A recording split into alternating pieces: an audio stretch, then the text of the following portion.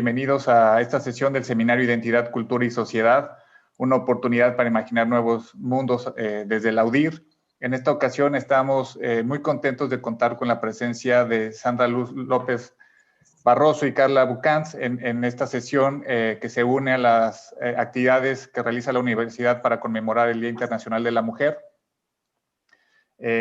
Antes de darle la palabra a nuestras invitadas y a mi compañera Tania, quien se va a encargar de moderar la sesión, voy a leer una breve semblanza de mis tres compañeras.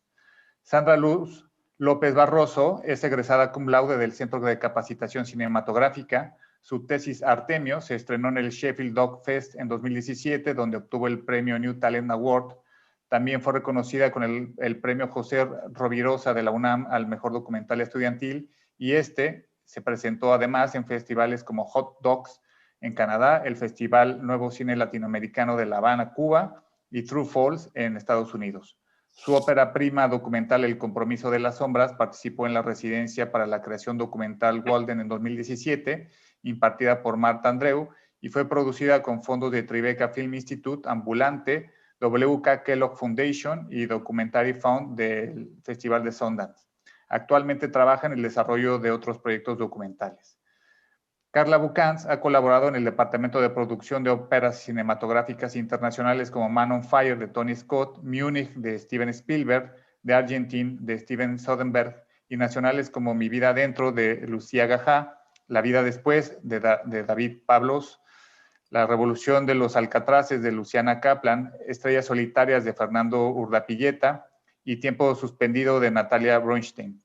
Fue subdirectora de producción del Centro de Capacitación Cinematográfica y subdirectora de apoyo a la producción cinematográfica del Instituto Mexicano de Cinematografía, IMCINE.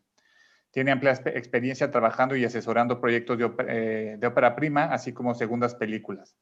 Es productora de la ópera prima documental El Compromiso de las Sombras de Sandra Luz y Matrioshka de Mari Carmen Merino.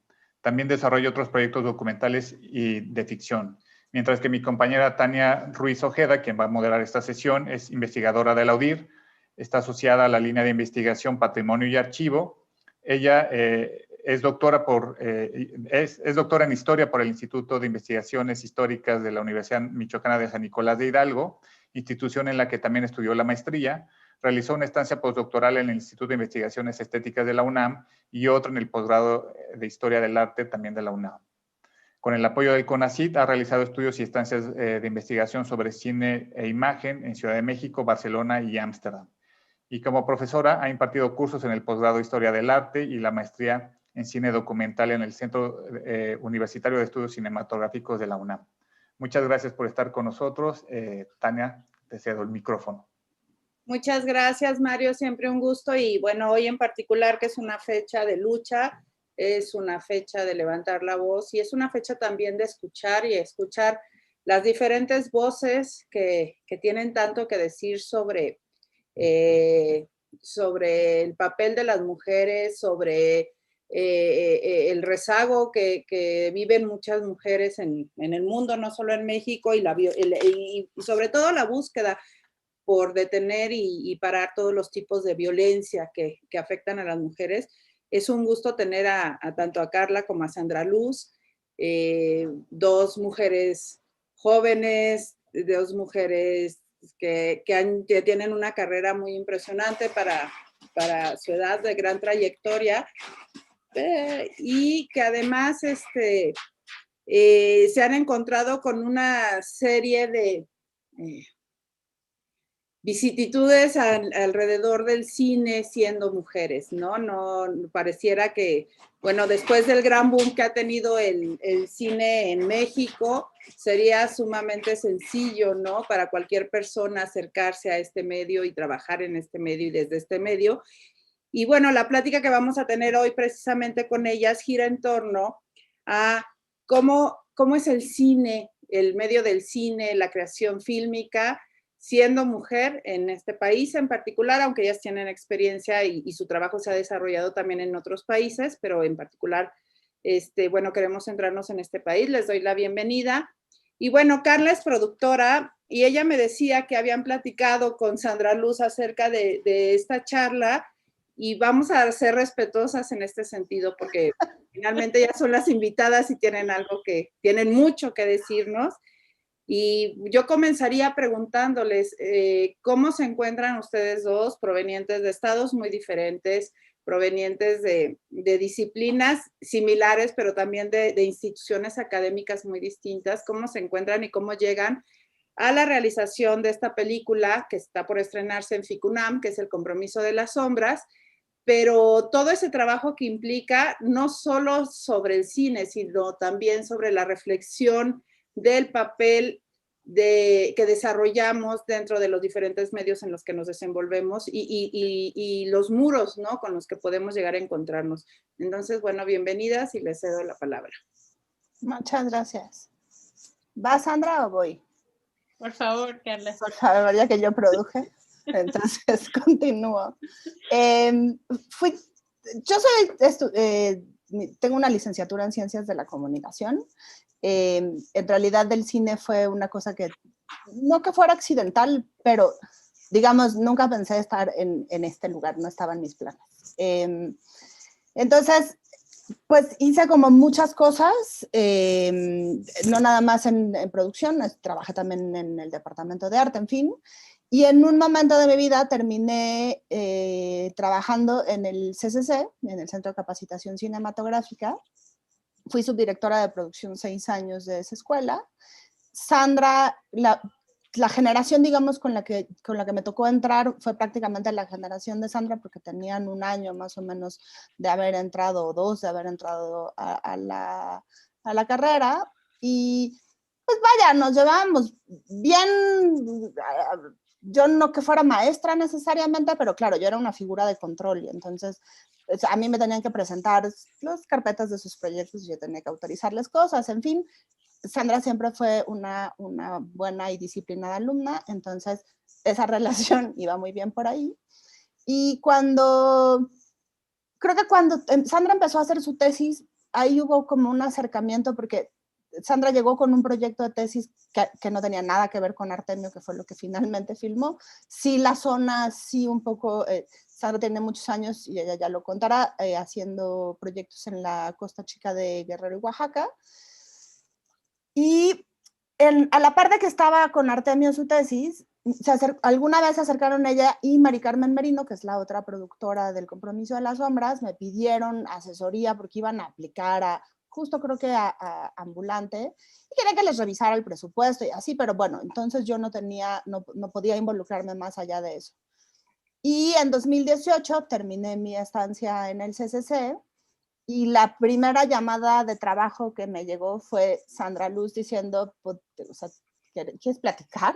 Nos gustaría hablar contigo, porque pues la vida y sus casualidades, Mari Carmen, en ese punto que era el primer trimestre del 2018, y que estaba lista la película, ya había dinero, y entonces ya se podían ir a filmar a la Costa Chica, Mari Carmen hizo otros planes con su vida, que ahora tienen nombre y 3 años, y entonces ella no podía seguir del todo el acompañamiento a la película, y pues Sandra me invitó, pues eso, a decirme, o sea, ¿quieres producir esta película? Y me acuerdo mucho que hubo esta cosa como de Sandra diciéndome tímidamente así de, sí, sí quieres, y yo así, wow, sí, claro, por supuesto que quiero, porque yo ya sabía de qué se trataba la película, porque ya había leído cosas. Entonces, pues ese fue, digamos, esa parte así fue.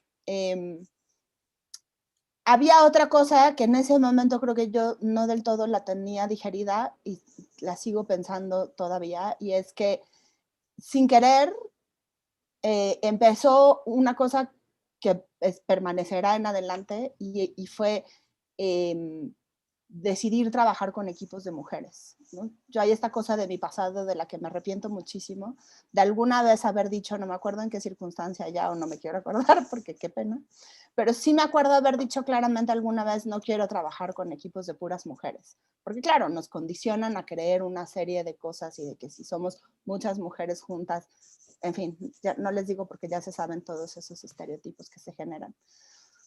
Pero sí creo que a partir de este proyecto, Marta Andreu, que es nuestra gurú del documental, dice que todo es político. y hay una conciencia política y una decisión política de trabajar en proyectos donde mayoritariamente seamos equipos de mujeres.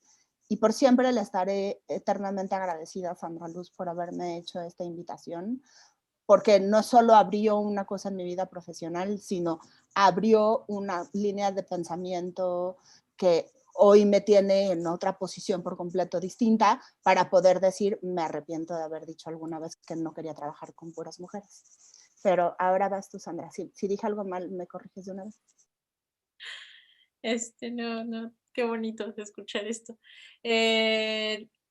Bueno, yo estudié antropología previo a estudiar cine y yo soy oaxaqueña y creo que lo que me llevó a la Costa Chica fue curiosidad, a partir de también conocer la metodología de la etnografía dentro de la antropología y la propuesta de un maestro diciéndonos, su tarea es que hagan una etnografía y ustedes elijan el pueblo que quieran del país. Y también mi ignorancia de no saber que había personas afrodescendientes en México que existían, pues, ¿no? Y que existían en mi estado, además. Entonces, eso me llevó a la Costa Chica, pero ya estando en la Costa Chica, lo que yo encontré más allá de los temas, que son muchísimos, que atraviesa toda la cuestión afrodescendiente, encontré personas que son muy significativas en mi vida y que sí puedo decir que me hacen ser la persona que soy. Entonces, en ese camino como antropóloga y en esos vínculos emocionales que construí en la costa, pues fue la necesidad del cine como pues como una herramienta, o no sé, porque así la vi, así la viví como antropóloga, que puede capturar aquello que desaparece o que irremediablemente va a desaparecer, en este caso la memoria de una mujer llamada Catalina Noyola Bruno, bailadora de artesa, que es sobre eso mi tesis antropológica, y cómo cuando ella muere en el 2007, pues me doy cuenta que se murió también una memoria regional, yo sentí así, ¿no? Porque ella era bailadora de son de artesa y pues ya no hay más ese baile, al menos en San Nicolás, no como me lo contó.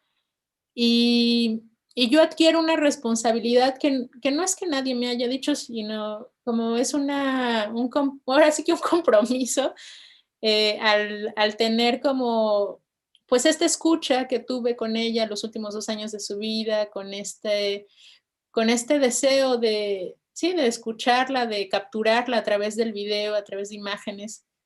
Y me di cuenta de la gran potencia y el gran poder que tiene el cine también para poder preservar y difundir pues la memoria, ¿no? Ese es como el gran enunciado.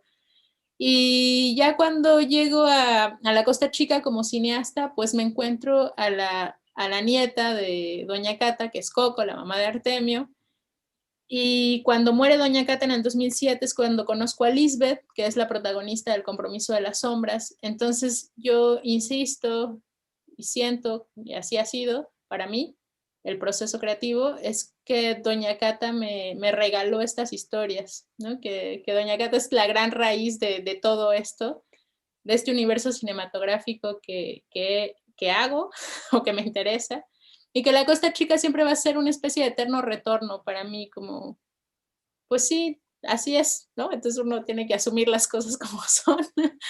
y, y así ha sido el camino un poco, pero en realidad ahora que escuchaba a Carla, me acordé mucho, o sea, sí te lo dije tímidamente, porque también en la escuela de repente siento que las jerarquías, más en una escuela de cine, son bien como, no sé, te las meten desde el primer año, ¿no? De la escuela, el director, el fotógrafo y hasta abajo los asistentes de producción o no sé, una cosa así.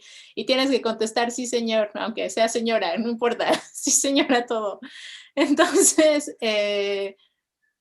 sí, esta manera de acercarme a Carla, pues era como, ay, ojalá que quiera, porque no tenemos productora, porque Dios mío, ¿qué voy a hacer?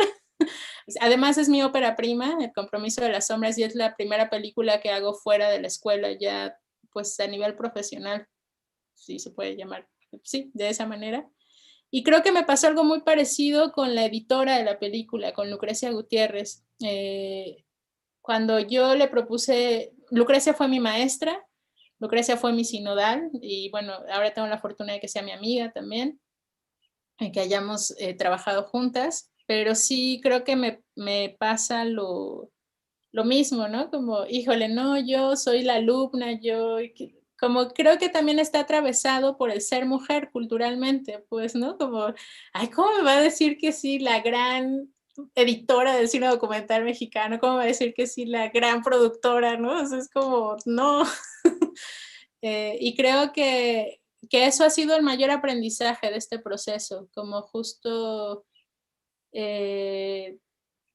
ser muy paciente conmigo, empezar a también a entender mis propios procesos, mis propios ritmos, a defender, elegir con quién quiero trabajar, sí, como un poco también a asumirme desde qué es lo que me interesa, por qué me interesa, como que siento que ha habido mucha madurez y mayor claridad del cine que hago, ¿no? Y rodearme de un equipo de mujeres también como una decisión consciente, pues ha sido un privilegio que sea así, ¿no? Entonces, pero sí fue un aprendizaje y justo creo que esto de salir de la escuela sí fue bien importante para el trabajo que estamos haciendo ahora. Uh-huh. Y en ese sentido a mí me gustaría preguntarles a las dos, comenzando con Sandra Luz por justo lo que acaba de decir. En esta búsqueda de tu propia visión, de hablar de cosas que en particular a ti te interesan, que tú has descubierto y que han sido parte de un proceso de aprendizaje y de crecimiento, ¿qué papel juega o consideras tú que juega el hacerlo desde lo femenino, desde ser mujer? ¿No? Sobre todo ahora que mencionas a estos personajes femeninos con los que estuviste trabajando y que pueblan tus documentales. Bueno, el último habla sobre Lisbeth, bueno, muestra a Lisbeth que es una mujer. Entonces, desde lo femenino, ¿cómo se entiende el cine? ¿Cómo entendemos desde la parte de la profesionalización en el cine, de la realización? Y creo que lo más importante, desde la visión, ¿no? La comprensión, el acercamiento hacia el cine. Sí, creo que algo que está muy claro para mí es que mientras más tejamos o vayamos tejiendo lazos entre nosotras, mujeres cineastas, el camino es mucho más, siento que enriquecedor y además nos ayudamos a visibilizar, ¿no? Nuestro trabajo. Eso es sumamente importante y es la manera que yo encuentro también para abrazar este gremio femenino, pues, ¿no? Entonces, ese es como el camino que yo veo en este momento. Y el eco de estas mujeres, doña Cata, Coco, ahora Lisbeth, tiene que ver también con mi propia, pues cómo fui criada aquí en Oaxaca, con mi tía y con mi mamá. Mi padre sí estaba, pero estuvo un poco después, vino después, ¿no?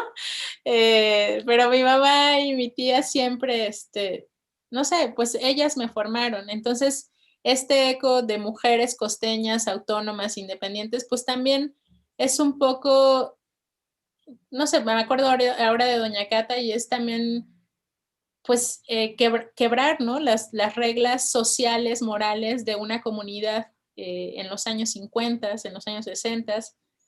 Y siento que, pues, pueden no haber leído nada de feminismo, pero yo ahí veía, pues, el feminismo en toda su práctica, ¿no? Entonces, sí, justo creo que tiene que ver con esos ecos también desde mi infancia, pero ahora en la costa, y también con lo que cómo yo me estoy construyendo y las reflexiones que hay en torno al ser mujer, no solo cineasta, ¿no? Al ser mujer, pues, en este país también. Entonces, sí, y yo a Lisbeth la conocí, yo estaba llorando en el funeral de doña Cata y Lisbeth se acercó, me tocó el hombro, me dijo, llora, hay que llorar, no sé qué, y yo seguía llorando, pero siempre la percibí como como en lo femenino. Siempre es, o sea, nunca me cuestioné, es hombre, es mujer, ¿qué es? ¿No? Sino siempre la asumí como Lisbeth, y creo que por eso también la decisión de, o sea, la película va sobre la importancia de las despedidas y los rituales fúnebres. No, nunca fue mi intención, y nunca escribí, ni nunca estuve interesada en hacer una película sobre su transición, pues, ¿no? Uh-huh. Carla. Yo la verdad es que creo que nunca me había dado, o sea, yo tengo 20 y pico años trabajando entre una cosa y otra en el mundo de la producción audiovisual. Y la verdad es que nunca había hecho esta reflexión, porque creo firmemente que las mujeres de mi generación, de nuestra generación, Tania, porque Sandra es una generación abajo, nunca nos cuestionamos nada, ¿no? O sea, ya había habido estas mujeres que habían hecho cosas grandes e importantes, y podíamos ir a la universidad y decidir si casarnos o no casarnos, tener hijos o no tener hijos. O sea, en realidad hay tantas cosas que ahora pienso que se pasaron por alto, pues porque Simone de Beauvoir había existido antes y hecho otras cosas. Y entonces, claro, a los 40 estoy haciendo una reflexión que creo que nunca es tardía, de cómo es importante, o sea, justo me quedé como después de que Sandra terminó con una cosa pendiente que había de mis notas puesto. El cine tiene una estructura, el detrás de cámaras, digamos, tiene una estructura jerárquica. Sí, señor, no, señor. Uno no se cuestiona, uno no le dice nunca que no a la directora o el director. Y tiene cierto sentido que sea así, jerárquico y militar. Cierto sentido. Al director sí se le puede decir que no, a la directora también. Pero sí creo que pasa con los equipos de trabajo mayoritariamente femeninos, que es mucho más democrático y mucho más transversal, y hay un diálogo permanente que no existe en lo otro. Y una vez que haces ese clic en tu cabeza, es muy difícil volver a equipos de trabajo mayoritariamente masculinos, porque entonces nunca te habías dado cuenta que en realidad sí eres vulnerable, que sí sientes ciertas cosas, porque claro, vas como se activa una serie de alarmas en tu sistema. Después de esto, por supuesto, nunca nada va a volver a ser igual en mi vida, no nada más personal, y sino también, por supuesto, en mi vida profesional, y querré como en la medida de las posibilidades siempre trabajar así. O sea, y esto que decíamos de la conciencia política es que eso lo podemos hablar más adelante, y es un tema muy polémico, el famoso asunto de las cuotas, ¿no? ¿Queremos cuotas, no queremos cuotas? ¿Estamos de acuerdo, no estamos de acuerdo? Pero hoy vivimos en un mundo en donde sí tenemos que ser conscientes, y no podemos seguir perpetuando equipos de trabajo, en este caso, en donde sean mayoritariamente masculinos. Entonces tenemos que trabajar todos más, porque las mujeres, ya también en otro punto lo podemos hablar, hay lugares en donde cabemos naturalmente, ¿no? Producir es uno de esos lugares porque pues, uno es ordenado. O ser continuistas, por ejemplo. Pero hay una conciencia política, porque entonces hay que buscar y hay que, o sea, es como mucho más complejo, pues, ¿no? Pero creo que en esa complejidad hay una cosa que se ve en la pantalla, y sí hay una diferencia en las historias, en la mirada, en la forma en que se acercan las realizadoras a los personajes, en fin. Pero si estuvieran ustedes de acuerdo, para poder hablar más del Compromiso de las Sombras, les podemos enseñar el tráiler, y así pues entramos un poco más en el tema, ¿verdad?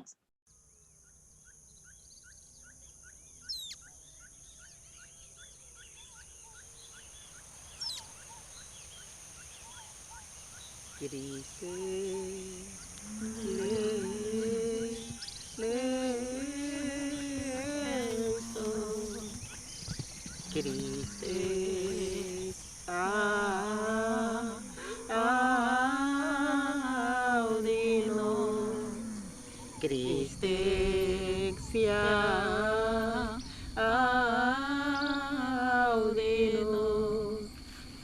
Mater celis Deus,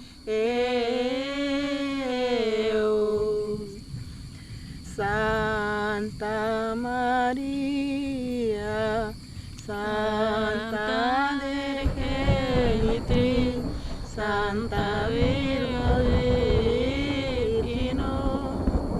rogar por él.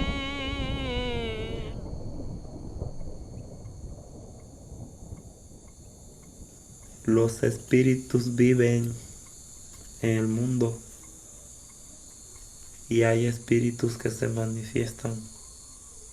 Y como sabemos que son seres que no viven, uno se asusta. Por eso esas almas no tienen permiso de hablar con los seres vivos.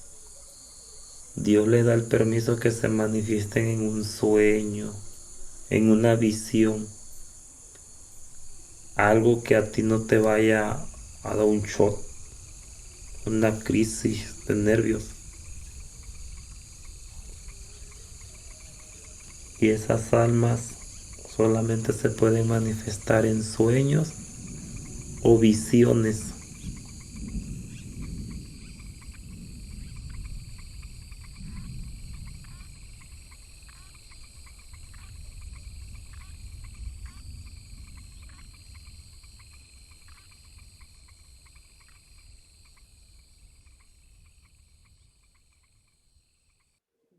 Justo el personaje que vemos es a Lisbeth, esta mujer que lleva a cabo los ritos funerarios en esa localidad. Yo tuve la suerte de ver un corte de edición de la película justo antes del inicio de la pandemia, a principios de marzo del año pasado, y me gustaría que profundizáramos en ese sentido, porque bueno, está la parte de la experiencia del trabajo con mujeres, ¿no? Yo eso les quiero preguntar a las dos.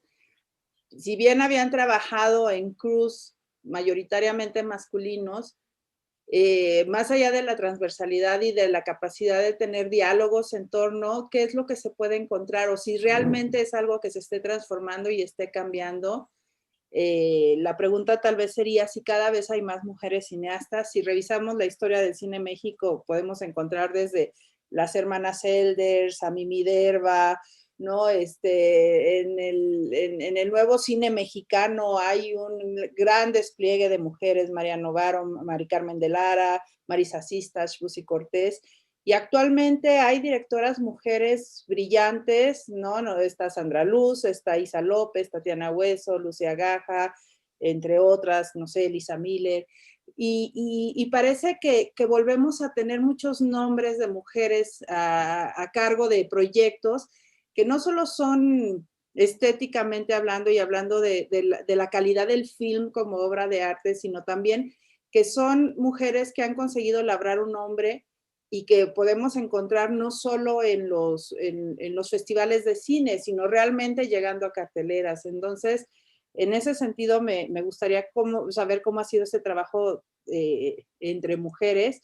Y la otra pregunta es, ¿qué sucede y Carla ya hablaba, Sandra también hablaba sobre esto, pero me gustaría que profundizaran con la mirada de la mujer detrás de la cámara? ¿Cómo abordamos las historias? Yo pienso en ese sentido en Svetlana Alexievich, esta ganadora del Nobel, ¿no? Con este libro increíble de La guerra no tiene rostro de mujer, donde hay sucesos históricos que tienen una emoción completamente distinta cuando la narra un hombre que cuando la narra una mujer. Y eso tiene que ver también con nuestras construcciones culturales y sociales, porque nos educan para entender la vida de una manera distinta siendo hombres o mujeres, para manifestar nuestras emociones de una manera distinta, incluso para sentir de una manera distinta. Entonces, en ese sentido, la mirada de la mujer, más allá de plantear nuevas formas de ver las cosas, tiene una sensibilidad distinta y quisiera que nos hablaran sobre eso. No sé quién quiera comenzar.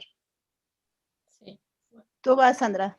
Sí, justo le decía a Carla que estos meses que ando editando un material de un amigo que quiero mucho y ese material me encanta, pero sí es la misma zona, es la Costa Chica, pero sí hay una manera diferente de aproximarnos a la realidad, ¿no? Y yo como fotógrafa y directora puedo notar, o sea, veo la mirada, o sea, veo cómo ve a partir de su cámara, de su puesta en cámara, y la aproximación ante la realidad, pues sí, o sea, no sé, la cámara se mueve entre la gente, hace close-ups en una fiesta del pueblo, y yo digo, es que yo no haría eso, yo hablaría con la gente antes de sacar la cámara, les preguntaría si puedo grabarles, ¿no? Como que toda la aproximación con la realidad, pues sí es muy distinta. Y no había tenido esa conciencia hasta ahora, pues, ¿no? Y es bien interesante también, siendo hombre, cómo te aproximas a una persona, mujer o hombre, y cómo es esa forma. Siento que los hombres tienen como mayor permiso, como de, sí, no sé, como que siento que se sienten, pues eso, con poder, ¿no? Y decir, voy a sacar la cámara, la voy a entrevistar y usted me va a decir tarará y ya, ¿no? Y así. Y yo digo, no, yo no haría eso jamás. Entonces, no sé si es ser mujer o es ser Sandra Luz y es ser esa, ¿no? O sea, también no sé cómo funciona esto, pero, pero teniendo este comparativo de aproximaciones ante la realidad en la misma zona, en pueblos muy cercanos, sí hay una cosa como de desenvolverse y demostrarse, porque bueno, también la zona no es tan pacífica, que digamos, que esa es otra cosa también. La Costa Chica de Guerrero y Oaxaca está muy caliente, como dicen por allá. Y justo el ser mujer también, pues me tiene, no son limitantes, sino como tomar precauciones que creo que un hombre no tomaría, ¿no? En ese sentido, también para desarrollar mi trabajo. Y estar como, sí, como alerta siempre, a ver quién es, no sé. Y siento que los hombres pues no necesitan mucho de esas cosas a veces por el hecho de ser hombres. Entonces, y estoy hablando de, o sea, en específico del trabajo en la Costa Chica y de filmar ahí, ¿no? De cómo hacer un rodaje ahí. Y por eso la invitación de, bueno, Carla nos los propuso, que esto es increíble para mí. Carla nunca fue a rodaje, nunca ha ido a la Costa Chica, pero produjo toda la película para que nosotras estuviéramos ahí, la película funcionara y todo estuviera en donde tiene que estar para hacer la película. Es lo que hace una productora en realidad. Y entonces Carla nos sugirió, justo por protección, por precaución, por todo como está la zona, que pudiéramos tener a un par de chicos que nos ayudaron en diferentes etapas de rodaje, David y Pablo, que, que funcionaban así como asistentes de producción, pero funcionaban también como ellos son los que estaban con nosotras, ¿no? Y de alguna forma también ante la comunidad, siento que es muy loco, pero sí era como, ok, van con él, ¿no? No sé, es muy, pues así funciona el sistema en el que estamos metidas. Pero sí creo que ayudó a que tuviéramos, pudiéramos irnos a los encierros, se le llama ahí, donde, pues lejanos del pueblo, a poder grabar los rayos, a poder grabar ¿no? Los atardeceres, sabiendo que Pablo o David estaban ahí y ellos nos iban a llevar. Y si alguien pasaba y preguntaba, se dirigían a él, no a nosotras, pues, ¿no? Entonces, pues sí funciona. Más cuando somos un crew de 2 mujeres metidas ahí en la Costa Chica. Eso es como de forma más clara y tangible que yo puedo hablar sobre esto que estás preguntando. Uh-huh. ¿Voy? Sí. Justo eso que dice Sandra, en esa experiencia de los años trabajando en el CCC, pues parte de mi trabajo también era proteger que los estudiantes siempre se fueran seguros a todos lados, ¿no? Entonces, pues digamos, y la seguridad en este país pues es una cosa en la que uno tiene que pensar siempre a dónde va y dónde filma, ¿no? O sea, seas mujer o seas hombre. Pero cuando ya me incorporé al proyecto, Sandra tenía esta serie como de peticiones, ¿no? O sea, pues estábamos hablando de un tema como muy, muy sensible para mucha gente, ¿no? O sea, Sandra pidió permiso vía Lisbeth a N cantidad de familias de la zona para poder grabar los novenarios de sus familias, o sea, en fin, es una cosa como sensible. Entonces, no podía haber un enorme crew ahí detrás de Sandra. Entonces, el rodaje solo eran Sandra e Isis Puente, que hizo el sonido directo de la película y también hizo la corrección de color. Justo en mi cabeza, pues, de pronto, pues, había que tener a un hombre, porque, pues, es como es, ¿no? También Sandra, que de otra manera tampoco hubiera sucedido con la naturalidad que sucedió, pues Sandra tenía muchos años ya previos de trabajo en la zona de la Costa Chica, entonces, pues eso hacía que el pánico disminuyera. También teníamos otro sistema de seguridad, que es Sandra, pues es una cosa que creo que el papá de Isis fue el que nos dijo, ya ni me acuerdo de dónde salió, pero había un sistema de seguridad en donde una cosa satelital y ellas tenían que reportarse cada X tiempo. Pero vaya, estaban mucho más protegidas de lo que podría pensarse. A mí de esta película la verdad es que lo que a la fecha me sigue pareciendo sorprendente, y creo que cuando ya Sandra leí bien todas las cosas que tenía que leer, ataqué a Sandra con una serie de preguntas, y la primera pregunta que me parecía, o sea, que me venía, porque no concebía yo el asunto de que no hay sacerdotes involucrados, o sea, es un ritual muy parecido al ritual católico, porque se entierra, o sea, se muere, se le vela la noche, lo entierran o la entierran, y luego viene el novenario, ¿no? Los 9 días, y luego ya al final se levanta una cruz en el panteón. Y entonces les digo a Sandra, ¿y qué pasa con el sacerdote del pueblo? Y Sandra dijo, ay, pues menos trabajo para él, ¿no? Qué bien, o sea, no tiene ninguna cosa que opinar. Lisbeth es un caso, pues no sé si excepcional, porque Lisbeth sigue la tradición de mujeres que hacen estos rituales. Lisbeth, pues su pasado la llevó por otros caminos, digamos, pero son mujeres las que históricamente han hecho estos procesos, que lo que escucharon en el tráiler, esos cantos, son algunos de los cantos que suceden durante este ritual.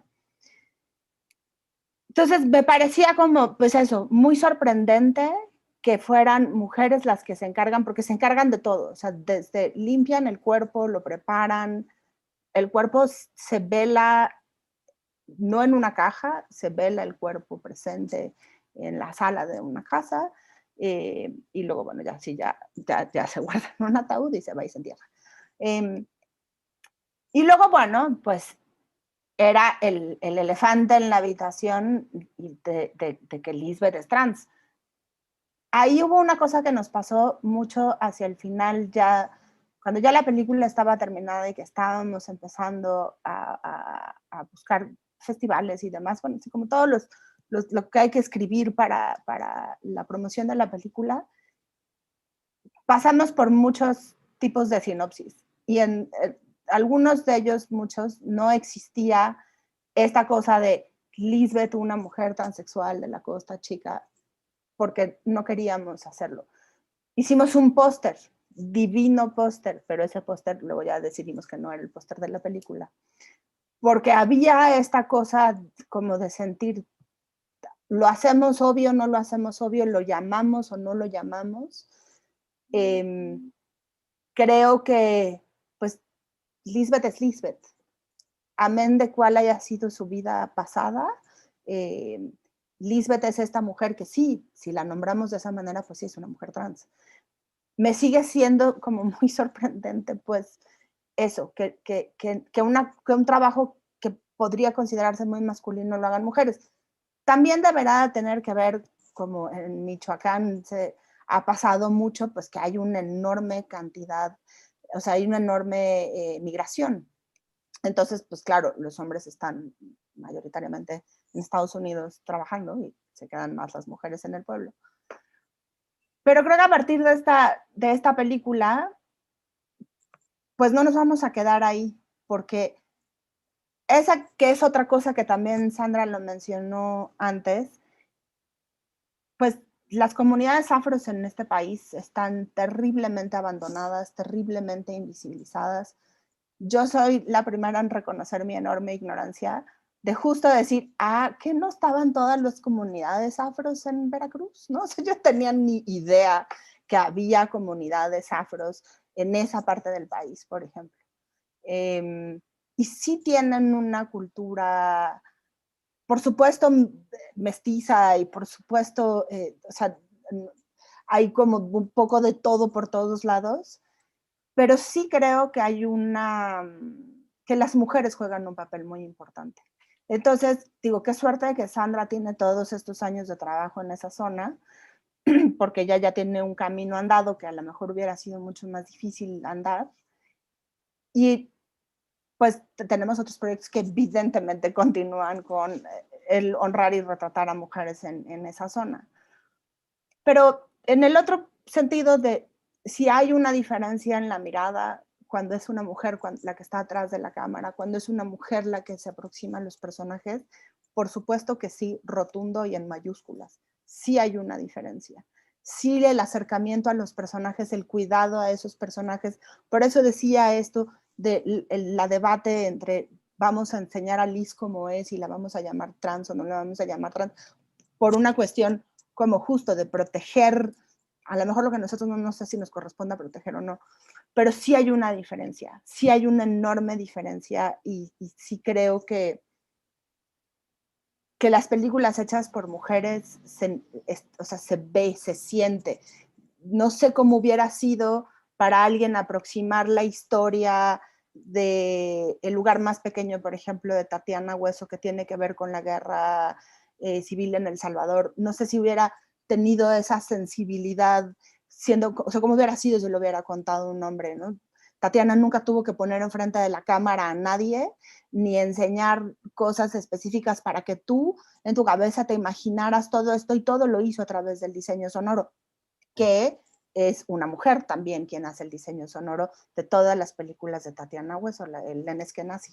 Entonces, sí, y lo repetiré siempre, sí, hay una diferencia en el cine que hacen mujeres. En el caso del compromiso de la sombra, la pregunta va hacia, existe el estereotipo, la idea de que las mujeres somos las cuidadoras, ¿no? Incluso se ha manifestado así abiertamente desde altos funcionarios, de que las mujeres tenemos ese trabajo, somos quienes cuidamos. ¿Y qué relación encuentran ustedes contra esta imagen del deber femenino ante los quehaceres que tienen que ver con los rituales mortuorios? Porque a mí, yo cuando vi la película me llamaba mucho la atención precisamente que siendo una población pequeña en la costa, y que fuera una mujer trans, y en la película podemos ver tanto el respeto que se le tiene a la figura de Lisbeth, como quien lleva los rituales mortuorios, pero también está esta otra parte que es irreprimible, pareciera que es irreprimible y innegable, que tiene que ver con la sorna hacia su condición trans de parte de algunos pobladores. Pero siempre termina ganando la balanza la parte del respeto, ¿no? Pareciera haber una lucha interna entre los mismos participantes en los rituales mortuorios hacia cómo entender su trato directo con Lisbeth y su participación y su relación con ella en estos rituales. No, justo qué interesante, porque las mujeres siempre están al frente, ¿no? Bueno, en San Nicolás, en la costa, las mujeres siempre están al frente del rezo, del canto, son las que responden, y los hombres están siempre como al fondo, y cuando se les necesita que carguen las flores, que suban al difunto, que traigan el ataúd, que llévenlo, ¿no? Son cuando aparecen. Y cuando levantan la cruz son cuando aparecen también. Y justo yo le preguntaba a Lisbeth por qué los hombres son los que levantan la cruz, que es como el levante sombra, así le llaman allá, levante con E, levante sombra. Es como el proceso final de este ritual. Y sí hay una cosa, y que se ve en la película, justo como lo mencionas, como que los hombres empiezan como relajados, como no sé, ¿no? Ahí van a levantar la sombra. Y Lisbeth les dice, o sea, esto es serio, esto es muy importante, esto es lo más importante. Y eso, ¿no? Si quieren tomar agua, si quieren hacer algo, tienen que hacerlo porque esto va a tardar. Y no es un juego. Entonces, como que puedes ver ahí la transformación también de ellos tomando ese cargo, ¿no? Que se les está otorgando. Y también Lisbeth les pregunta en la película, o sea, ¿son capaces de hacerlo o si no voy a cambiar? Pues, ¿no? Voy a cambiar por otra persona. Entonces, me parece bien interesante cómo los hombres aparecen en este ritual, ¿no? Como desde el fondo y el último día, que es lo más importante, levante sombra, son protagonistas, o sea, sí son los que se encargan de levantar esa sombra. Y siempre triunfa, diría yo, el propio ritual, pues, ¿no? La despedida, o sea, eso es lo más importante. Y Lisbeth, sí creo que hay, o sea, sí hay esto, ¿no? Que yo también percibí en cuanto a ser una mujer trans, en cuanto al acercamiento que tienen algunos hombres con ella, pues de coqueteo, sí, o sea, sí hay una cosa ahí extraña, pero Lisbeth, a mí me parece que también, o sea, yo, no sé, como que a mí me rompió todos los imaginarios que yo tenía sobre las personas trans, ¿no? Sí es una persona, pues muy particular para el universo trans. Y bueno, he compartido algunas imágenes con amigos de la comunidad LGBT más, y justo es lo que dicen, cómo, o sea, cómo la respetan, cómo se mueve en el pueblo, nunca ha sufrido alguna agresión, ¿no? Como que siempre es como esa pregunta. Y yo también se la hice a Lisbeth y me dice, no, pero justo también la reflexión de Lisbeth y que me parece que es importante traer. O sea, Lisbeth me decía, yo me siento segura en mi pueblo, yo me siento querida en mi pueblo, pero si yo salgo de mi pueblo, me siento juzgada, me siento pues discriminada, ¿no? Entonces también la comunidad la abraza, pero si sale de ahí, pues sí, todo deja de funcionar. Entonces, sí, es como muy interesante. Y las maestras de Lisbeth que todavía viven, eran 4, ahora solo quedan 2, que son Élida y Eufrosina, justo decían que Lisbeth era la única persona interesada para aprender los cantos y los rezos, y por eso le compartieron esa memoria, porque al final yo siento que es una memoria oral ancestral, eso que viene de ahí. Entonces, pues también es un gran regalo y una gran responsabilidad para Lisbeth, y Lisbeth lo asume pues de una manera, pues, no sé, maravillosa, ¿no? O sea, ella dice, yo no puedo salir de mi pueblo porque si salgo, o sea, yo no puedo ir una semana de vacaciones porque si se muere alguien, ¿quién lo va a enterrar, no? Entonces, sí, no sé, es bien interesante, como a nivel ya antropológico o social, como justo la figura de Lisbeth en la comunidad.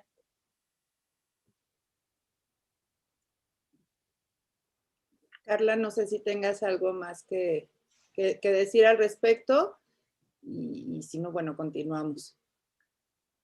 Pues no, o sea, eso, yo creo que lo mismo, comparto la idea que dice Sandra, que hemos aprendido mucho más de Lisbeth, de Lisbeth y de todo, ¿no? O sea, si la película que ha habido quienes han tenido oportunidad de verla y nos honran diciendo que sí hace, o sea, que posterior a la película sí hay una reflexión sobre nuestras formas personales para despedirnos de los muertos. Y bueno, pues en este año que hemos vivido, vaya que creo que todos hemos tenido que reflexionar obligadamente sobre el asunto, pero también hay esta reflexión y eso, que se rompan estereotipos, me parece que bien, o sea, qué bueno que podamos hacer un trabajo que contribuya a eso.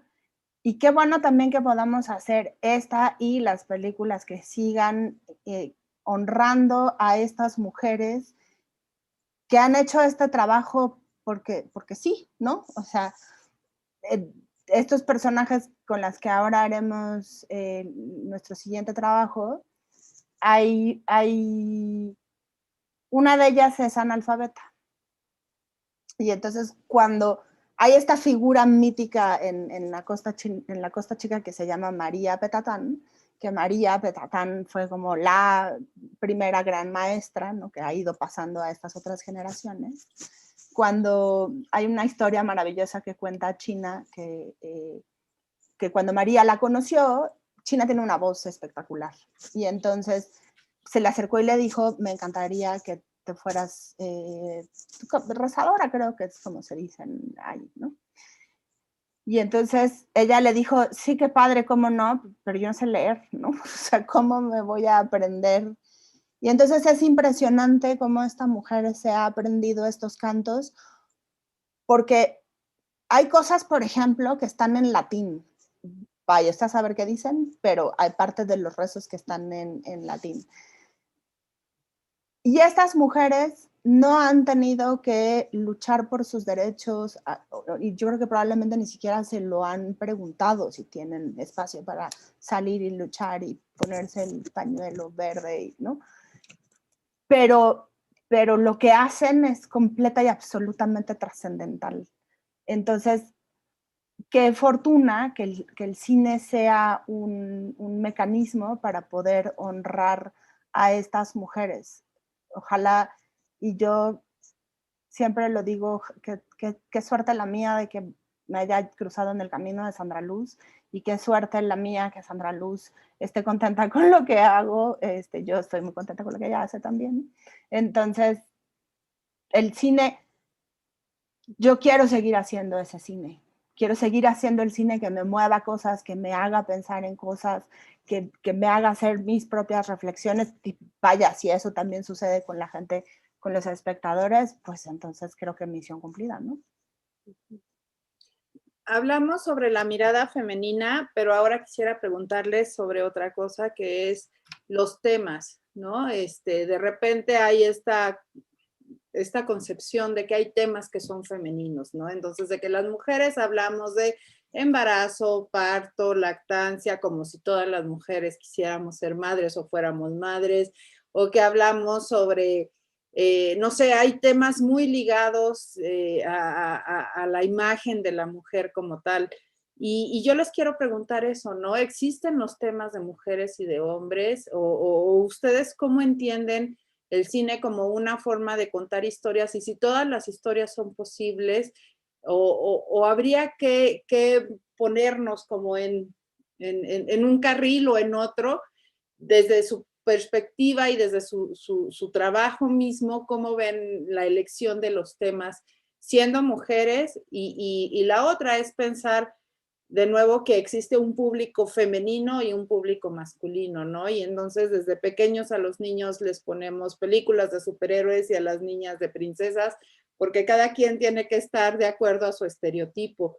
¿Cómo hacemos para romper con esa inercia, que además es una inercia que viene desde los orígenes del cine, ¿no? Desde los orígenes, desde 1898 ya se hacían funciones especiales para mujeres y niños donde las películas que se presentaban eran educativas y morales, ¿no? Ya ese era lo principal. Entonces, ¿cómo rompemos con estas inercias? ¿Cómo exploramos temas más allá de la concepción de género que se tiene sobre ellos? ¿Puedo, Sandra? Creo que hace rato, por ejemplo, mencionaste un nombre que es bien importante, Isa López. nunca nadie en este país había visto películas de género dirigida por mujeres. Y Isa no es la única. Hay otras directoras mujeres que están haciendo cine de terror o gore o como les llamemos. Por ejemplo, Patty Jenkins vino también a revolucionar la idea de que solo los hombres vienen y cuentan historias de superhéroes. Sí, claro, le dieron ser la Mujer Maravilla, ¿no? Que eso podría pensarse, ay, sí, bueno, esa que la haga una mujer, total, no importa. Pero no es cierto, o sea, vino sí a cambiar. En el mundo geek era impensable que una mujer, sí hay mujeres que escriben historieta y que colorean historieta, pero creo que ese es un ejemplo contemporáneo de que por supuesto que sí se puede. Alguna vez escuchaba que Rosa Montero, creo, hablaba algo sobre cómo las mujeres no estamos obligadas a solo contar historias sobre mujeres y historias románticas, así como los hombres han podido escribir personajes femeninos trascendentales en la literatura. Yo creo que ahorita ciertamente hay una mayor foco y ponemos mucha más atención al cine hecho por mujeres en este lado en el que nos toca vivir. Creo que pues hay un fenómeno que pasa, por ejemplo, que las mujeres caben de una forma mucho más natural como directoras en el cine documental. O sea, porque hay un montón de ejemplos, ¿no? Digo, ya hablamos de Tatiana Hueso, que es, yo creo que una de las figuras más importantes del cine documental contemporáneo. Mari Carmen de Lara y el grupo que hizo documental en los 60, 70, ¿no? Digo, tú ahí sabes mejor la historia. Pero bueno, hay muchísimas otras, ¿no? Mencionaste a Lucía Gajá, está Luciana Kaplan, que Luciana, a excepción de Rush Hour, sus otras 2 películas, los personajes son mujeres. Es la revolución de los Alcatraces, que va sobre Ofrosina Cruz, que aún en contra de los usos y costumbres se postula como presidente municipal de su pueblo. Y ahora La Vocera, que si no me equivoco va a estar por ahí libre para verse en las redes el miércoles, creo, que es la película sobre Marichuy, la primera candidata independiente indígena a la presidencia de este país. Y muchas otras más, ¿no? O sea, Diana Garay, que tiene una película espectacular que se llama Mi amiga Betty. Está Tania Hernández, que es una chava joven con la que Sandra está trabajando cosas, que tiene una película muy linda, Titiche. Melissa Elizondo, que uno de mis documentales contemporáneos favoritos es El Sembrador. O sea, hay un montón de mujeres que están haciendo documental y creo que porque se atrevieron, como Isa López seguramente se atrevió y seguramente alguien le dijo, neta, ¿vas a contar una historia de terror? O sea, ¿estás segura? Porque aparte creo que Isa no había hecho eso antes. Yo no he visto su película, pero solo he escuchado más que buenas cosas. Y luego también en la ficción, menormente a lo mejor, o las vemos o son menos visibles porque hay mucho más volumen de ficción en la producción de cine mexicano, pero pues Natalia Beristain, que nunca nadie antes había contado la historia de Rosario Castellanos, y la cuenta fantástico, para mí es una gran película, Los Adioses. Fernanda Valadez acaba de generar una revolución en todos los festivales en los que se ha visto Sin Señas Particulares, su ópera prima, que es una película que aparte va sobre la violencia y sobre el narcotráfico y la migración y lo que todo eso genera. Alejandra Márquez, en otro sentido, a mí me parece que Las Niñas Bien es una película tremenda. No le fue bien en la cartelera, pero es una gran película porque tiene personajes fuertes en un México en el que nos podemos relacionar como muchos. O sea, sí creo que hay una oleada, no sé si es una oleada, porque las olas suben y bajan, ¿no? O sea, ojalá y sea un posicionamiento y ojalá y sea que las mujeres no estamos pidiendo permiso ya. O sea, ya pasamos del pedir permiso y del me das chance al aquí estoy y voy a hacerlo. Por eso decía hace rato que lo podemos todavía empujar un poco más a hablar sobre las cuotas, porque es un tema, pero va, Sandra. Yo más bien como que me quedé pensando en esto que decías de los temas y justo vuelvo a lo que planteaba en el inicio de la charla, que más que temas yo yo siento que a mí me ha atravesado personas, ¿no? En la Costa Chica. Y las películas que yo he hecho tienen que ver con una necesidad, pues muy de las entrañas, no sé cómo describirlo. Pero, por ejemplo, El compromiso de las sombras es una película que su motivación principal tiene que ver con la muerte de mi padre y con una despedida que yo no pude hacer como me hubiera gustado, pues, ¿no? Entonces, mi conexión con las historias que yo estoy narrando tienen que ver con las entrañas, es que no sé cómo decirlo, pero tiene que ver con eso y sin duda no es una cosa que yo me planteé, ahora voy a hacer una película sobre este tema, ¿no? Sino es como, yo conozco a Lisbeth, murió mi padre y yo quiero explorar, porque yo también quiero explorar el tema de la muerte en toda esta dimensión y en este universo tan particular, guiada por Lisbeth, ¿no? Evidentemente. Entonces, sí, y bueno, el lenguaje cinematográfico es lo que yo elijo para poder plasmar mis emociones y comunicar, ¿no? Lo que estoy sintiendo, lo que me está pasando. Entonces, creo en ese cine, me gusta ese cine y ojalá pueda seguir haciendo películas desde ese lugar. Y que también es un posicionamiento como, pues, no sé cómo se dice, como creativa, que le dicen en esta industria.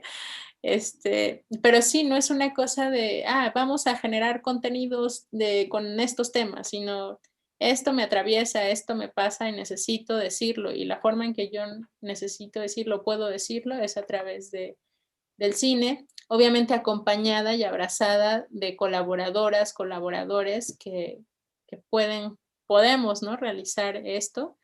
Pero hay muchísima gente, y ya la mencionó Carla, y creo que en mi generación particularmente yo me siento muy acompañada, muy acompañada de directoras, de fotógrafas, que estamos caminando hacia un lugar donde yo también me identifico, ¿no? Que es hablar desde, o sea, como el lado B de todo lo que nos enseñaron en la escuela, a ver, no, vamos a replantearnos, ¿no? Queremos hablar desde un lugar mucho más intuitivo y creo que, sí, afortunadamente estoy cerca de ellas, ¿no? Entonces, pues sí, también creo que es una forma de poder trazar otros caminos y otras búsquedas, obviamente con todo, podemos hacer esto gracias a todas las que vinieron antes, sin duda. Y a mí me gustaría saber cuál es la relación de ustedes dos como público, como personas que van, pagan un boleto, entran a una sala, además un público especializado porque tienen todo el conocimiento de ser realizadoras, con el cine comercial mexicano, ¿no? Donde la imagen de la mujer, en particular en la comedia romántica, pues sí tiene una recurrencia al cine hollywoodense, pero además está llena de estereotipos, ¿no? Entonces, ustedes como públicos que conocen los procesos de producción, que conocen los procesos de creación, de desarrollo de ideas, de escritura de guión, de realización y todo esto, ¿cuál es su relación como públicos en ese sentido con el cine comercial mexicano?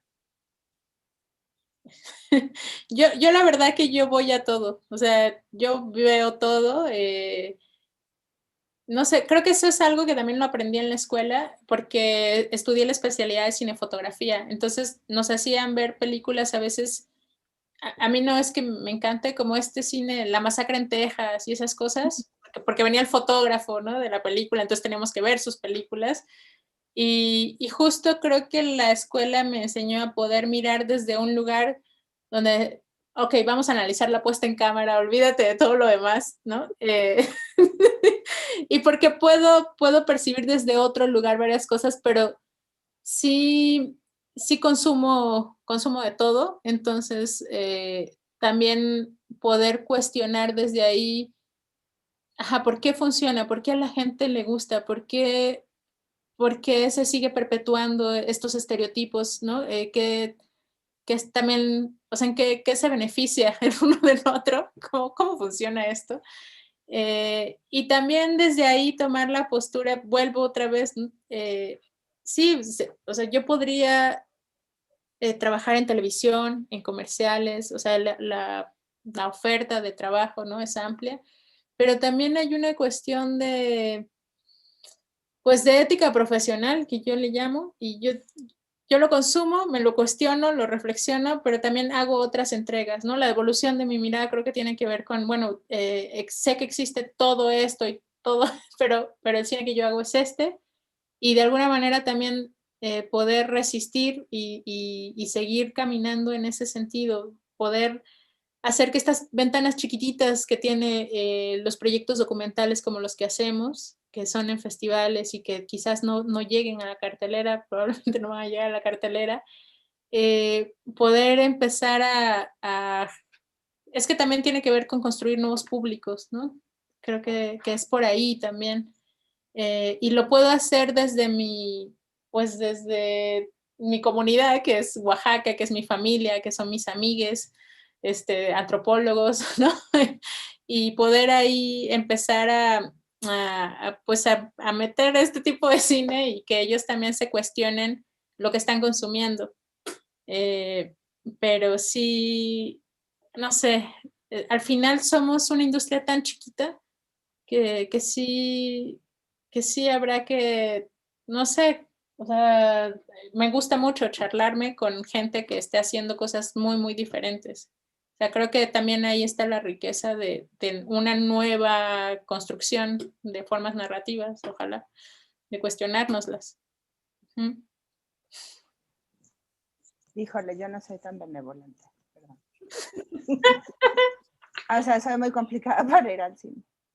Pero, o sea, este cine que, como el cine documental y este cine en donde pues tenemos claro que no estamos tras la venta de boletos, sí necesita al cine que vende boletos, ¿no? O sea, esa es la verdad.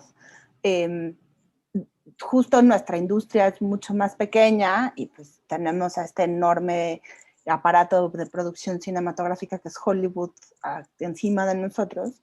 Y entonces, pues claro, las películas mexicanas que llegan a los cines y que permanecen en las carteleras y que no están en horarios infames y en cines periféricos, pues son esas. Pero no necesariamente, digamos, es la culpa de o quien las escribe o quien las dirige. Es mucho más complejo porque pues es un mercado y entonces, digo, hay mucha gente que ya se está dedicando a estudiar esas cosas, pero pues pasa lo mismo que pasa en la literatura también seguramente, que cada vez existirán personajes más fuertes, menos clichés, menos, digo, no sé, ha habido esta cosa, ahorita se me olvidó, Pedazos de Mujer, que se llama esta película estadounidense, que de pronto ha sido un boom en muchos lados, y en 2021 es la primera película que habla sobre un tema súper tabú, que es la muerte de bebés recién nacidos. Nunca había, o sea, no, ese tema no lo habíamos tocado y esa película lo toca de una manera espectacular. Yo quisiera pensar que habrá, con todo el respeto, menos Derbez, ¿no? Y más Tatianas Huesos y más otro tipo de cine, pero de nuevo, si hay Derbez, ojalá y dejemos de las mujeres ser los personajes que sufren por todo y para todo y que solo pensamos en el amor romántico y no somos independientes y no, o sea, hagamos una película, por favor, digo, en algún momento tendremos que hablar en el cine mexicano del aborto, ¿no? Y en algún momento tendremos que hablar de las mujeres que no quieren ser mamás y no quieren casarse y no quieren tener hijos y las que tampoco quieren ser profesionistas, digo, no sé, o sea, yo quiero pensar que las historias, también como público, justo lo dijo muy bien Sandra, en la creación de otros públicos y en donde podamos exigirle al señor Cinépolis y al señor Cinemex que pongan otro tipo de cine al alcance de todos, porque pasa, que digo, y pasa no, o sea, la Ciudad de México es un monstruo, ¿no? Entonces, claro, Si el cine no te queda a 2 cuadras de tu casa, pues ya estuvo que no fuiste a ver la película. Pero también pasa en Morelia, o sea, la película que programaron en La Huerta, yo cuando voy a Morelia soy muy feliz de ir al cine a La Huerta porque nadie va a ese. Entonces, si la película mexicana solo la pusieron en La Huerta a las 3 de la tarde, ya estuvo que nadie la vio, ¿no? Pero todo el mundo sí fue a ver la película gringa que está en el horario padrísimo, perfecto, de las 8 de la noche en las Américas, ¿no? Por ejemplo. Hay que ir creando sí nuevos públicos que se van a crear a partir de hacer un cine distinto y un cine que esté al alcance, que no se piensa nada más, por ejemplo, que el cine documental es denso e intenso, ¿no? Creo que hay películas documentales, de nuevo volveré al ejemplo de Tatiana, que me parece que El lugar más pequeño de verdad es una película bellísima y no tienes que hacer una enorme reflexión, vaya, sí la haces, ¿no? No es como Tempestad, que sí es, híjole, hay que estar preparado para ver Tempestad, porque sí termina la película, así como que te apachurra un poco el corazón, que es una gran película también, por supuesto.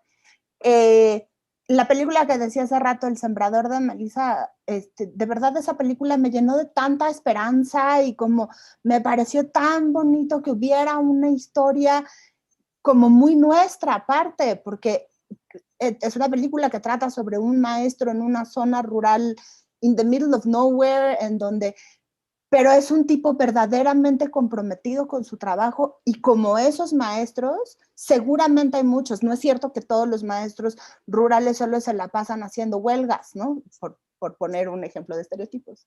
Entonces, en definitiva, los contenidos van a ir cambiando conforme los públicos también, y también salgamos del closet como público y digamos, no voy a ir a ver esa película porque no me interesa. Yo perfectamente sé quién es Patty Jenkins y les conté toda la historia, pero nunca he visto completa La Mujer Maravilla porque me quedé dormida. No es mi tipo de cine, no le voy a dar otra oportunidad, pero me parece maravilloso que esa mujer está haciendo ese cine. Eso es lo que me parece sorprendente. Y bueno, hablamos un poco de lo que quisiéramos, de lo que se necesita hacer, pero a mí me gustaría que ahora platicáramos sobre números, ¿no? Carla, como buena productora, hizo una investigación al respecto sobre los números y bueno, eso nos va a ayudar, creo yo, a entender, ¿no? Todo esto que nos están hablando, cómo es el panorama actual de la participación de las mujeres en el cine mexicano.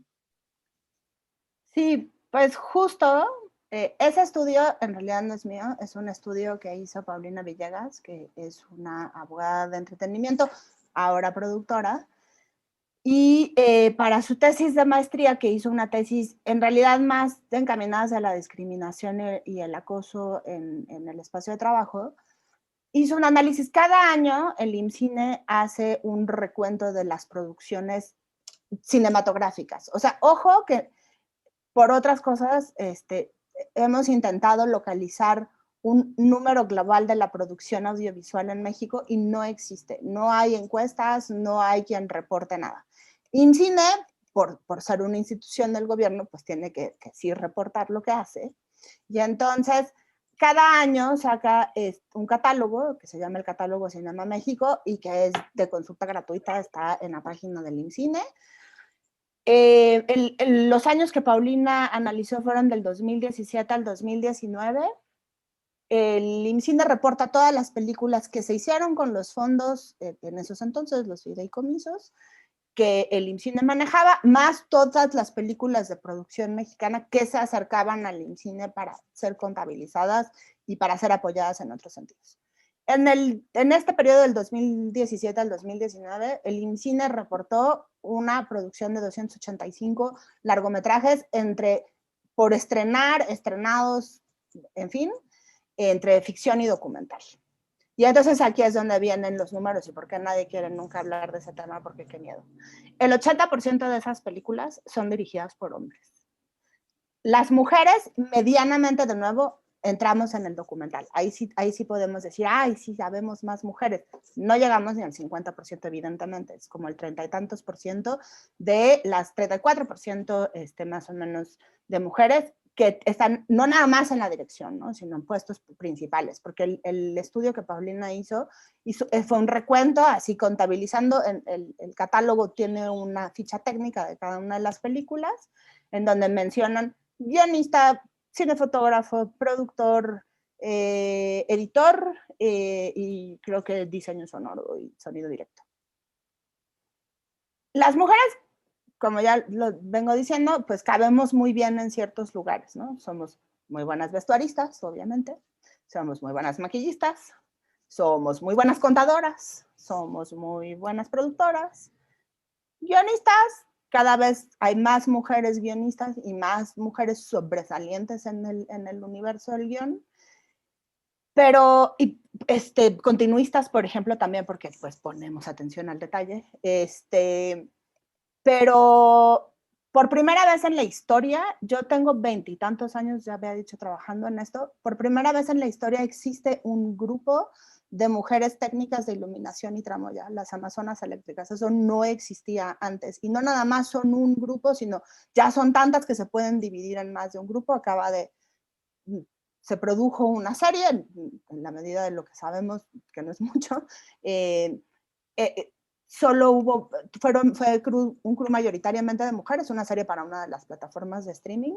Entonces había directoras, fotógrafas, las Amazonas Eléctricas que se pudieron repartir en 3 unidades distintas, mujeres sonidistas, ¿no? Hay varias, ¿no? Digo, mencioné a Lena hace rato como diseñadora sonora, pero sonidistas directas, pues Isis, que trabaja con nosotros, Isabel Muñoz, que es muy conocida, hace un montón de películas, Aurora Ojeda, o sea, hay un montón de mujeres ya sonidistas, por fortuna. Cinefotógrafas, pues también muchísimas, pero ojo que hasta como el 2017-16 por ahí, por primera vez en la historia una mujer ganó un Ariel a Mejor Fotografía y fue María Seco. Tatiana Hueso es la única mujer que ha ganado el premio a Mejor Director. No existe mejor directora, obvio, ¿no? Los Arieles del 2020, por ejemplo, en la selección de mejor película, si no me equivoco, solo estaba Asfixia, de Kenia Márquez. Era la única mujer y la única película dirigida por una mujer. O sea, los números sí son preocupantes. Y luego nos podemos ir a más grande todavía, ¿no? Como 2 mujeres en la historia, al parecer, del Festival de Cannes, el más importante festival de cine en el mundo, han ganado Mejor Director también, ¿no? Sofía Coppola y Jane Campion. Y no me acuerdo si alguien más por ahí me estoy perdiendo. Las pudimos ver a todas en una escalinata también como en el 2016 por ahí, que fue que hicieron o sea, se fueron a poner ahí todas las mujeres que alguna vez habían tenido algo que ver. Y entonces, claro, al año siguiente había una mujer encabezando el jurado, ¿no? de Cannes.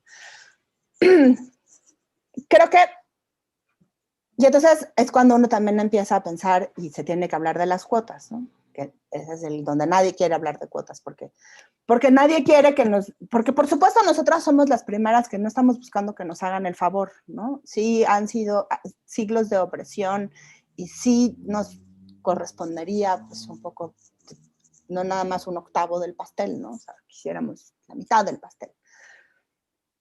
Las cuotas sirven para algunas cosas. Hay países mucho más pequeños, ¿no? En Dinamarca o Noruega, siempre me hago bolas de qué país fue, pero justo fue en el CCC que estuvo la que entonces era como la directora de cinematografía de ese país, que hablando de la experiencia de las cuotas, ellos sí lo hicieron. Claro, Noruega es, o sea, la Ciudad de México, ¿no? No es este país gigantesco en el que nosotros vivimos. Ahora, por ejemplo, la generación del 2021, o sea, el proceso de admisión del 2020 del CCC, hay 2 escuelas, como ustedes saben, de cine públicas y que son pagadas por el presupuesto público de la Federación, pero el CCC, por primera vez en 45 años, casi 46 de historia, tiene una generación en donde hay paridad. Las generaciones del CCC son aproximadamente 15 alumnos, entonces, digo, obviamente hay un 50, alguien tiene el +1, no me acuerdo si son los hombres o las mujeres, y pues seguramente sí fue un proceso de selección, completamente lo supongo porque no tuve nada que ver, en donde sí se tuvo que decir, bueno, busquemos más mujeres. Sí había pasado, porque eso sí me consta de cuando yo estuve ahí, que aplicaban menos mujeres que hombres, definitivamente. Porque claro, ¿no? O sea, ahí va uno a poner su cara de babas con sus papás de quiero yo estudiar cine y te decía, no, mijita, no, cine, ¿cómo crees? Vaya, no, ese no fue para nada mi caso porque ni cine estudié, pero, y si mi papá está oyendo esto, o mi mamá, es solo un ejemplo, pero ciertamente las chavas aplican menos, ¿no? Cinefotógrafas, por ejemplo, también la Asociación Mexicana de Cinefotógrafos, la AMC, lo conté hace poco, de los, no sé, por poner un número, 70 miembros, hay 10 mujeres. Ahora están aceptando más mujeres como parte de la AMC. Y como eso no existía y habían estas 10, ¿no? O sea, María Secos, Eliana Cárdenas, casi todas las conozco y las puedo nombrar. Pues entonces ellas fueron, hicieron su propia asociación y está Apertura, que es la primera asociación de mujeres cinefotógrafas de México, promocionando el trabajo que ellas hacen, y hay una página web y se puede uno meter y ver los reels de todas ellas y ya no hay pretexto de, es que cómo voy a, o sea, no contrato a una mujer porque no las conozco, no, o sea, es un clic a distancia, solo uno le tiene que poner Apertura y ahí está la página. Por supuesto, las mujeres también nos hemos unido mucho en los últimos años para buscar, así como ellas, ¿no? Habemos otros muchos grupos de mujeres intentando hacer cosas, ¿no? Probablemente uno de los más visibles es Yesora, que se hizo visible justo en una ceremonia de los Arieles, en el que antes de empezar los Arieles, se juntaron todas afuera, fueron los primeros Arieles que se hicieron en la Cineteca, y se postularon en contra de principalmente la discriminación, el acoso y la violencia sexual en los espacios de trabajo. Pero están haciendo un montón de cosas más, o sea, tienen un podcast en donde hablan justo de la mirada y del público y de las historias y demás, que está creo que en su YouTube, si no me equivoco. Un montón de más, o sea, está padrísimo que haya un montón, está padrísimo que no me acuerde de todas y anoté algunas, pero sé que hay más, ¿no? O sea, está Mujeres Lab, que a Sandra y a mí ya nos invitaron una vez, que ellas también hacen un diplomado de producción audiovisual con perspectiva de género. La UNAM tiene un seminario permanente de cine con perspectiva de género también, si no me equivoco. Yo colaboro con otro grupo que se llama Iniciativa Artemisa, que eso tiene que ver con la regulación del espacio de trabajo y justo buscar que haya espacios de trabajo libres de violencia y de acoso y discriminación. Porque nos dimos cuenta, creo, ¿no? Es ese fenómeno que decía yo hace rato. De pronto, yo me acuerdo muchas veces haber dicho, no, pues si yo nunca he sido discriminada, ¿no? O sea, trabajé en una película con Steven Spielberg, ¿no? Al contrario, he tenido muchas oportunidades en mi vida. Y no es cierto, por supuesto que he sido discriminada y por supuesto que he sido autodiscriminada, ¿no? De decir, no, eso es demasiado. Y yo lo veo y no tengo ningún empacho en decirlo, mi compañero de vida hace exactamente lo mismo que yo, hemos tenido como un poco un camino paralelo y pues él llegó mucho antes. Yo todavía no llego a ese lugar en donde él ya está. Y sí, de pronto también, por supuesto, lo hago enloquecer porque tiene que hacer conciencia, ¿no? O sea, creo que pues, años de no haber, como nosotros no nos tocaba quejarnos porque ya podíamos votar, pero sí nos toca y nos toca por la generación, ya ni siquiera de Sandra, ¿no? O sea, nos toca por la generación de las chavas estas de la primera generación con paridad del CCC, nos toca seguirles abriendo el camino para que sea, o sea, para que no tengan que como luchar, porque de verdad es que uno no quiere tampoco, va por la vida todo el tiempo así con la bandera de la lucha. Ojalá y no tuviera uno que hacer eso.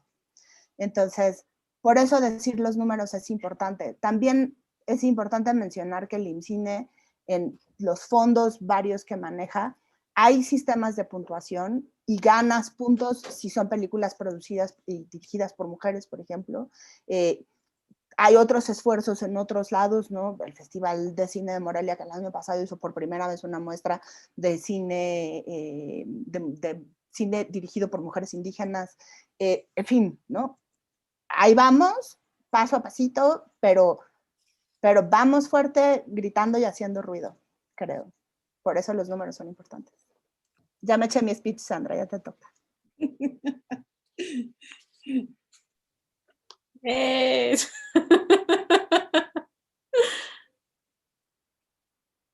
Pues no sé, ¿cómo vamos de tiempo, Mario? Tú dinos que si pasamos a la sesión de preguntas, si hay preguntas, o continuamos con este diálogo que a mí me parece muy relevante. Hay una parte que no han tocado y que yo sí quiero preguntarles, es un tema difícil, que es el movimiento Me Too, que bueno, se movió muy fuerte también dentro del medio del cine. Hubo denuncias, muchas denuncias, pudimos reconocer nombres de personas que conocemos, ¿no? A mí me llegó a pasar y pudimos darnos cuenta que precisamente este entorno, que de alguna manera se considera un entorno más sofisticado, porque es cercano al espectáculo, que también por lo mismo lleva también un gran prejuicio acerca del desarrollo de las mujeres, ¿no? Las mujeres pareciera que en los medios de comunicación masivos llegan a ciertos lugares por cualidades que no son inherentes a su trabajo, sino por otro tipo de cualidades, atributos o disposiciones, y existe ese gran estereotipo, por un lado, y por otro, es un mundo donde se mueve mucho la intelectualidad, la cultura, y eso pareciera que atenúa este tipo de problemáticas, y sin embargo no es así. Entonces, no sé si nos puedan hablar sobre cómo vivieron ustedes siendo parte de la industria fílmica en el país, de la industria del documental, este movimiento, cómo lo entendieron. ¿Y qué creen que si creen que algo ha cambiado, no solo a raíz de este movimiento, sino a raíz del crecimiento global y sobre todo de la visibilización, ¿no? De las luchas feministas y de las luchas de las mujeres por tener entornos de vida en todo sentido que sean seguros, que sean equitativos y que sean justos para los distintos géneros. No, creo que justo a mí lo que me pasó con todo este movimiento del Me Too es que vuelvo a esa enunciación de lo que no se nombra no existe, ¿no? Entonces, para mí leer todas estas, no solo en el cine, ¿no? Sino hubo en todo, en teatro, en música, o sea, y era impresionante, y era una cosa pues horrible porque resultaba que a veces conocía a la persona que estaban acusando, y entonces yo decía, no, pero a mí nunca me pasó, pero entonces fue como una revisión hacia adentro para mí y como decir, a ver, ¿en qué momento me ha pasado a mí algo similar? Y entonces, pues fue muy fuerte darme cuenta que yo lo normalicé, ¿no? Que justo nunca lo vi como un acto como, pues, de acoso o como que lo normalicé porque en el círculo donde estaba también lo normalizaron y era así y era normal y así era esa persona, entonces, pues es normal. Y pues es bien fuerte, la verdad, ¿no? Es como un darte cuenta, que también lo venía diciendo Carla, de sí, como por eso también la decisión de trabajar con mujeres, ¿no? Y también decir, no, o sea, esto no es por aquí donde quiero caminar.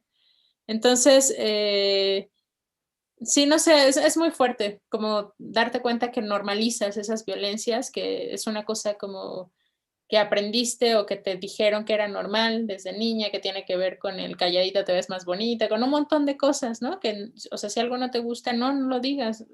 O sea, no, claro que hay que decirlo, claro que hay que alzar la voz, claro que hay que enunciarlo. Y sí, creo que sí ha cambiado, al menos en mí, la decisión consciente de trabajar con más mujeres, sí es resultado en mucho también de ese proceso de denunciarlo. Y creo que en el gremio también se están haciendo, ya lo mencionó Carla un poco con la respuesta anterior, pero sí hay un montón de esfuerzos y de acuerpamientos también, por llamarlo así, de mujeres, ¿no? En este gremio. Y sí, ojalá que las chicas que acaban de entrar al CCC pues no tengan que luchar ni que enfrentarse a este tipo de cuestiones. Pues ese sería como el deseo, al menos. Ujú. Carla, y después ya pasaríamos a recibir preguntas de la gente. Entonces, ya para Cerrar en esto y vamos a las preguntas. Pues es que el Me Too, como justo en el cine y en el teatro y en las letras y en todos lados, lo único que vino es a poner en evidencia lo que ha pasado siempre, ¿no?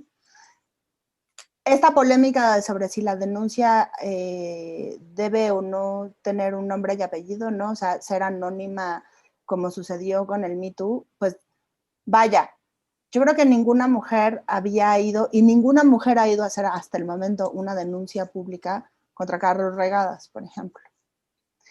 Pero es la verdad de muchas mujeres, no la verdad absoluta, pero sí la verdad de muchas mujeres que dicen que fueron maltratadas por él de una u otra manera. Hay sorpresas, sí, pero tristemente hay muchos, yo ya lo sabía, ¿no? De todos lados.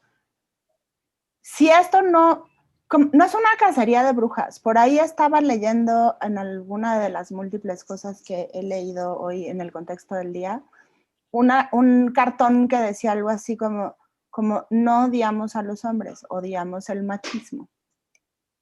El Me Too no vino a descabezar hombres por todos lados, descabezaron a una que otra mujer también.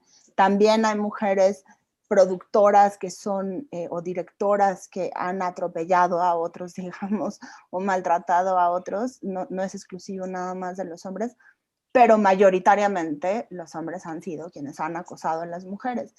Lo único, por ejemplo, que estamos pidiendo es que trabajar en un espacio libre y respetuoso, ¿no? Hay esta acción que es como, yo creo que ni siquiera pensada, ¿no? Pero cuando estás en un set de filmación, pues, y no eres un técnico, no eres una persona, normalmente terminas estorbando en un punto u otro. Y entonces hay esta cosa inmediata de que alguien te tome de alguna parte del cuerpo, y en las mujeres pues siempre se acomoda la cintura más fácil, y te digan, ay, si te quitas, por favor.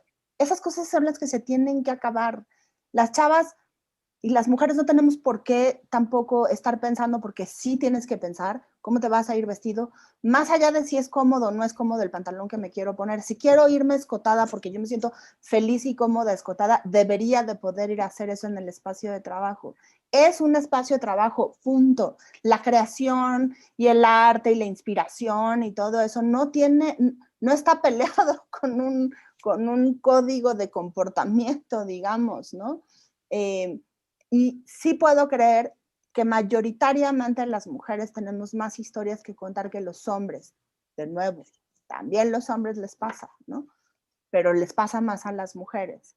Entonces, de la misma manera en el que, o sea, queremos exigir mejores formas y mejores espacios de trabajo, como queremos exigir tener las mismas oportunidades que los hombres, que no sea ese 80%. Son menos proyectos a lo mejor los que entran a las convocatorias del IMCINE de mujeres, pues chance y sí, fomentemos que haya más mujeres escribiendo, fomentemos que haya más mujeres produciendo, dirigiendo. Si no fomentamos eso, pues entonces vamos a seguir en esa disparidad, y entonces vienen las cuotas y nadie quiere hablar de eso porque nadie quiere, todos queremos decidir por los proyectos o por el valor del proyecto y no quién lo encabeza. Entonces hagamos las convocatorias anónimas. No queremos tampoco hacer las convocatorias anónimas. Algo tenemos que hacer, y los cambios no suceden nada más de buenos pensamientos, suceden con acciones. Así es. Bueno, pues vamos a pasar a las preguntas. Comenzamos con Mario, que ya tiene ya había levantado la mano. Dinos, Mario, te escuchamos. Hola, buenas tardes. Bueno, muchas gracias por la conversación, estuvo muy rica. Tania, gracias por el ejercicio en esta ocasión de llevar esta charla con Carla y con Sandra. Yo tengo aquí varios apuntes, pero a mí desde el principio mencionaron algo que se quedó botando, digamos, aquí en mi escritorio, que tiene que ver con la jerarquía que se establecen ya en los equipos de filmación. ¿Eso es dónde lo aprenden? O sea, cuando lo relataban, incluso creo que hablaban de que era unas relaciones de pronto muy, pues, que pareciera que solo vistas en los militares o entre los médicos, que pues, que son gremios que nada más cambia el color del uniforme, ¿no? Pero son así profundamente jerárquicos. Me sorprendió, o sea, no era algo que yo esperara que sucediera en el gremio cinematográfico, y cuando lo mencionaron al principio, pues quedé pasmado. ¿En dónde lo aprenden? O sea, estas prácticas se repiten en los salones de clase, es decir, el docente o la docente es una suerte de semidios imposible de poderle rebatir o discutir, y uno nada más llega y ya toma notas. Bueno, no sé si se tomen notas en los cursos en el CCC o en el CUEC. Pero en su experiencia, ¿dónde aprenden cineastas, sonidistas, guionistas? O sea, ¿dónde aprenden a comportarse? ¿Y por qué no se lo cuestionan? Pues, o sea, no sé, me llamó mucho la atención eso. Yo lo aprendí en la escuela, en el primer año de escuela. Y claro que me lo cuestiono, y claro que me lo cuestioné desde el primer año, y por eso sigo creyendo en un cine mucho más horizontal, y por eso estoy tratando de generar pues algo mucho más comunitario en la creación, pero justo pues sí, el sistema, la industria, no sé cómo funciona esto, también de repente te obliga a hacer cosas como, a ver, ¿quién dirigió, no? Pues Andrés López Barroso. ¿Y quién escribió un guión? No, pues es que el guión no se escribió, el guión fue dándose. Bueno, no importa, necesitamos ponerlo en el festival. No, pero es que le estoy diciendo que yo no escribí el guión, que el guión fue una cosa, ¿no? Que no existe en esta película un guión. No importa, vamos a poner guión Sandra López Barroso. Entonces, de repente hay una cosa con la que tú estás lidiando y tratando de hacerlo diferente, pero hay una cosa mucho más grande que te dice, es que así es, ¿no? Entonces, yo lo que he hecho es como aprender a negociar un poco con eso que es mucho más grande y que te dice que tiene que ser así, con la intimidad de los procesos de rodaje, en que yo sí puedo como compartir de otra manera con mi equipo de trabajo. Entonces, siento que sí, que yo lo aprendí en la escuela, no sé, ¿no? Pero eso se replica a nivel macro, a nivel de la industria. Uh-huh. Perdón, ya, antes de que si Carla quiere comentarme algo, pero ¿y tendrás en algún momento, Sandra, oportunidad de llevar, digamos, ese modelo educativo pues justo al lugar en donde te formaste, justo como para tratar de dinamitar quizá ese sistema tan jerárquico de enseñanza? Pues ojalá me inviten al CCC a dar clases, me encantaría. Sí. No, hay muchos esfuerzos, afortunadamente, y puedo mencionar el campamento audiovisual itinerante que se da aquí en Guelatao, en Oaxaca. Hay muchos esfuerzos, o sea, ahorita no se me vienen. En la residencia Zanate también, o sea, este equipo de Colima que está haciendo, justo que está cuestionándose, que está tratando de hacer un proceso cinematográfico, procesos creativos audiovisuales que tengan mucho más horizontalidad, pues ahí están, pero aún no hemos llegado a dinamitar, ¿no? Desde el fondo. Pero bueno, a ver, sí, creo que es un camino también largo, pero ahí vamos un poco. Sí veo los cuestionamientos y las nuevas generaciones que lo están haciendo diferente. Uh-huh. O sea, yo no lo aprendí en la escuela, ¿no? Yo lo aprendí haciendo películas gigantescas, en donde si no es así es que no hay forma, pero justo es otro cine para otro lugar, en otro espacio. Creo que de pronto trasladar esas estructuras a un cine como el que estábamos haciendo con Sandra o otras realizadoras y realizadores que están haciendo otro tipo de cine, pues ya no aplica el sí señor para todo, ¿no? O sí señora. Yo, por ejemplo, lo siento, pero no puedo, o sea, yo como por formación siempre digo sí señor o sí señora, ¿no? Ahora que trabajo con mujeres, al principio me encontraba diciendo sí señor y luego fue así, no, señora, señora. Es una costumbre, no, pero sí creo que en un crew de producción, o sea, ahorita no me acuerdo, pero híjole, o sea, Man on Fire, que eso fue mi primera experiencia en producción en una película, yo creo que éramos, no sé, 300 personas, o sea, una cosa así, que si no es de esa manera no puede ser, y con un megáfono, ¿no? O sea, porque si no, no hay forma de organizar. Creo que el cine tiene sí esa capacidad, por ejemplo, de ser y alguna vez en alguna plática con una economista decíamos que es de las pocas industrias que se puede crear una compañía en un tiempo muy corto y luego esa compañía desaparece, ¿no? O sea, es una película, pues. Pero sí creo que tenemos y que estamos aprendiendo a hacer un cine de otras maneras, y en México no podemos seguir perpetuando los modelos de otros lados, ¿no? O sea, Hollywood funciona de una manera que solo Hollywood funciona, o sea, Hollywood y Bollywood, que son las dos grandes industrias, nadie más es de ese tamaño, ¿no? En nuestro lado del mundo lo fue en algún momento Brasil, por ejemplo, en la producción de televisión. Ellos eran la punta de lanza de todo lo que sucedía en cuanto a la televisión en este continente. No podemos hacer el cine de la misma manera que lo hacen ellos, en definitiva, ni deberíamos de contar las historias que ellos cuentan. Ellos lo hacen muy bien, lo que ellos hacen. Bueno, continuamos con Mariana. Gracias. Hola, muchas gracias. Espero que se escuche porque mi internet es un poco difícil, pero bueno, quería agradecer muchísimo a Tania y agradecer por supuesto a Sandra y a Carla por esta conversación que, bueno, todo parece emerger desde la educación, ¿no? Desde la educación es el gran cambio que habría que comenzar desde ahí, ¿no? Darle la palabra desde la narración, ¿no?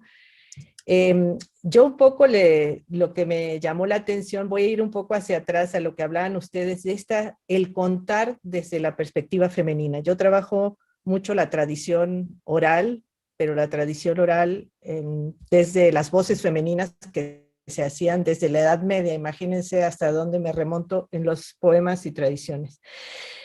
Pero me interesó mucho justamente lo que estaban diciendo, cómo Sandra encuentra y cómo estaban hablando, cómo las mujeres cuidan esa memoria, esa narración que decían ustedes viene en latín y en español, claro, ¿no? Son la apropiación de las devociones que llegan en algún momento y que se reciclan y se reapropian y se imprimen para dar, ¿no?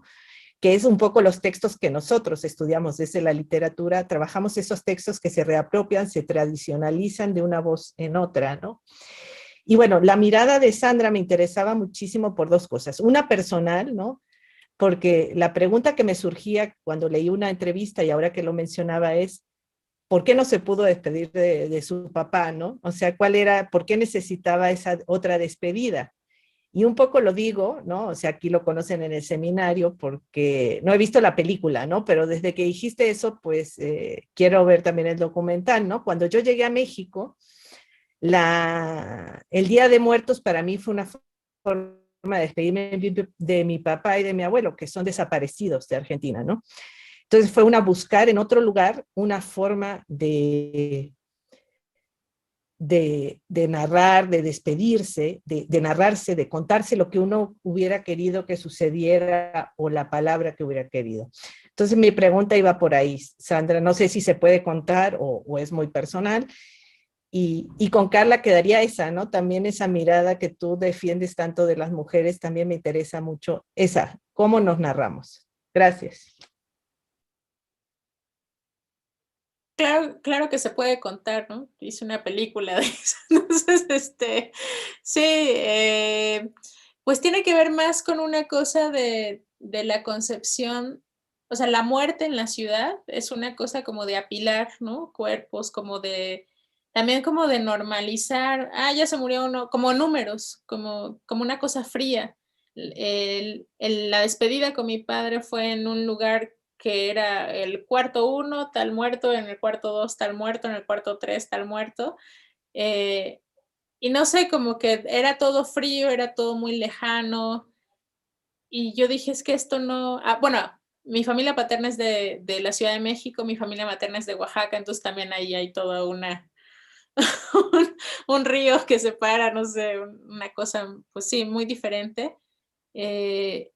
Y eso, yo sentía que no se cumplió el deseo que él quería, ¿no? En torno a lo que él quería hacer con su cuerpo.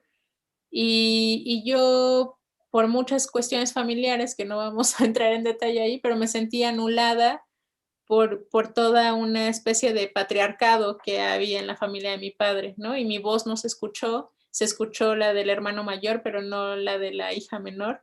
Entonces, justo también esta necesidad, todo este enojo, toda esta tristeza, pues de alguna manera yo encuentro la forma de expresarla, de sublimarla, de vivirla desde otro lugar haciendo esta película, y encontré pues la maravilla que es poder vivir con la muerte pues muy cerquita, ¿no? O sea, ahí yo creo que en la costa se vive con la misma intensidad y con la misma, pues no sé, es muy vital tanto la vida como la muerte, y la relación que tienen como la muerte, o con la muerte es como muy natural, no sé, es abrazar la muerte, y siento que eso para mí, en mi vida y con mis afectos, para mí es muy importante, y más desde este contexto pandémico que estamos viviendo, ¿no?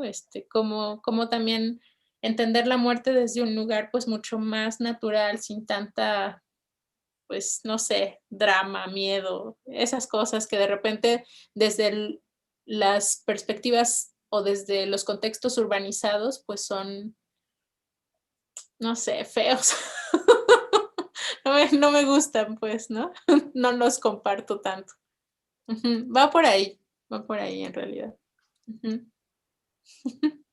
Yo justo en el contexto de lo que dice Sandra, y un poco como partiendo del Día de Muertos, yo crecí en Michoacán, mi familia sigue viviendo en Morelia.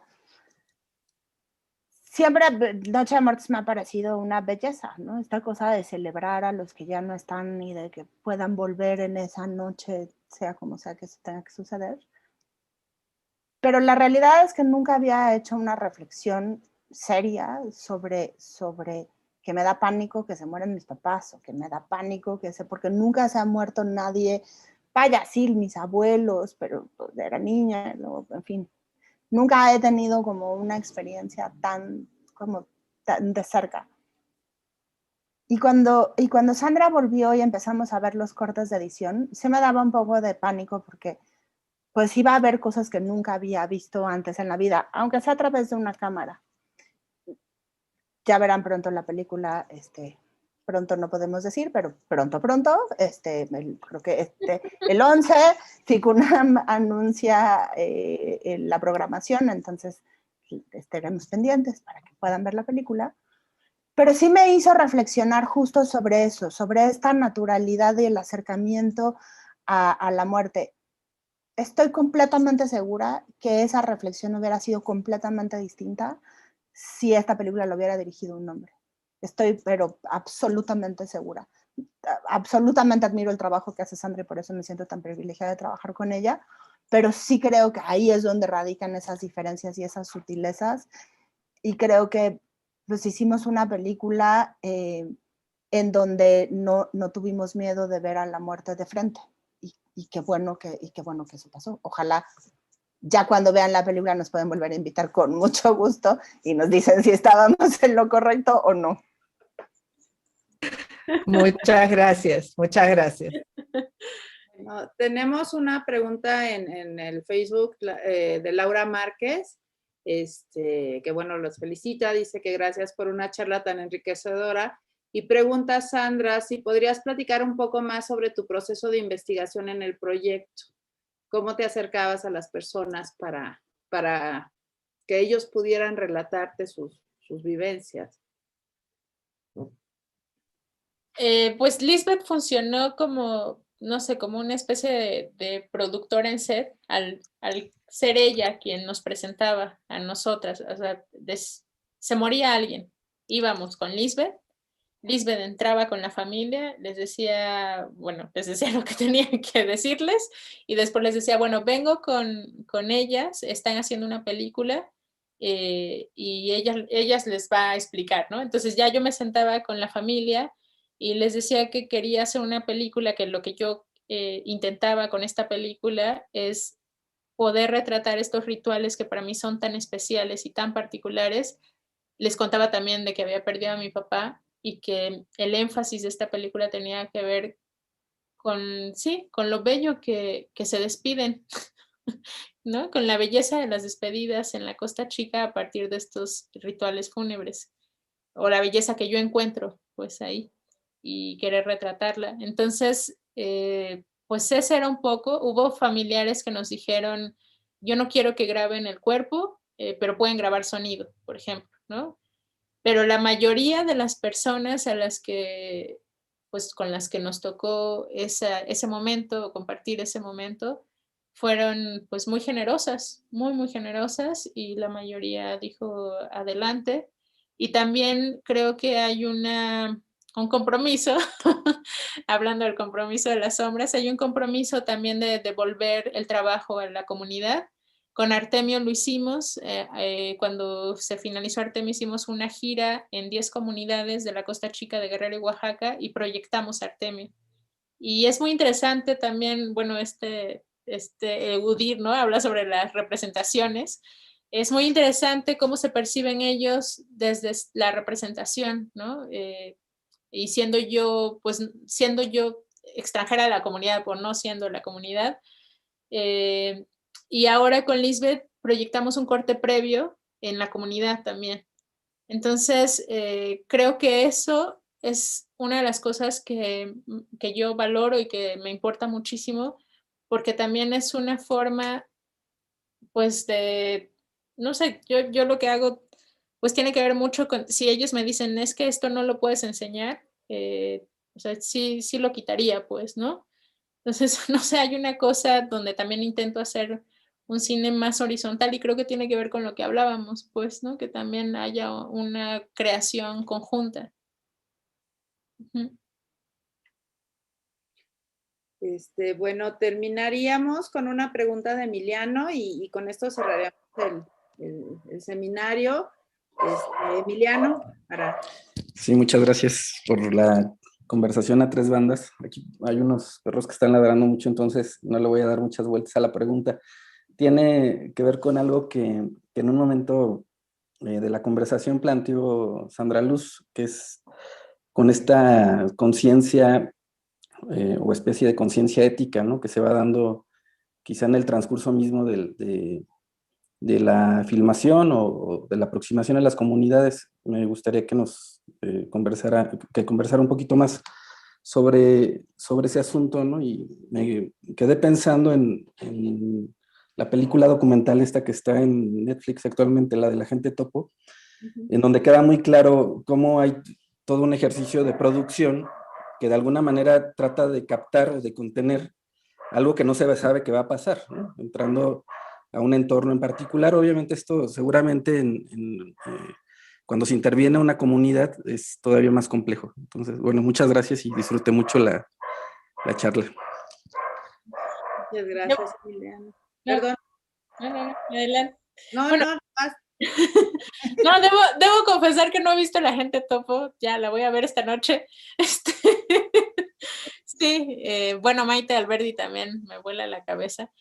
Pero justo yo siento que el cine que hago tiene que ver mucho con la experiencia previa como antropóloga. Y como antropóloga, pues la etnografía es una metodología que usamos para acercarnos al estudio de las comunidades, ¿no? Entonces, me parece que ahí, en esa experiencia como antropóloga, me di cuenta que la antropología no me alcanzaba, ¿no? Para poder expresar, entender, abrazar todo eso que me estaba pasando y también, y que tiene que ver con la memoria, que lo dije al principio, por eso elegí el lenguaje cinematográfico, elijo el lenguaje cinematográfico, pero sí, o sea, creo que tiene que ver mucho, el cine documental que hago tiene que ver mucho con los vínculos afectivos que se van construyendo a lo largo del tiempo, porque si no, no saldrían estas películas, no habría, o sería otras películas, ¿no? Que también son válidas, pero sí de repente siento que la aproximación a la comunidad puede ser peligrosa si lo haces de manera superficial. Peligrosa en el sentido de que puede ser como, híjole, como exotizar, ¿no? Al otro. Y no, o sea, creo que no. Hay que tener mucho cuidado como antropólogos, como cineastas, como personas. Hay que tener muchísimo cuidado con exotizar al otro. Eso sería como un comentario. Sí. Bueno, pues con esto estaríamos concluyendo. Les agradecemos muchísimo su participación, Sandra Luz, Carla. Esperamos verlas de nuevo en este seminario eventualmente con otro proyecto, ¿por qué no? Agradezco a Mario por la invitación para moderar este conversatorio. Finalmente terminó siendo más un conversatorio y bueno, los esperamos. Dejo a Mario para las despedidas para que nos hable de la siguiente sesión.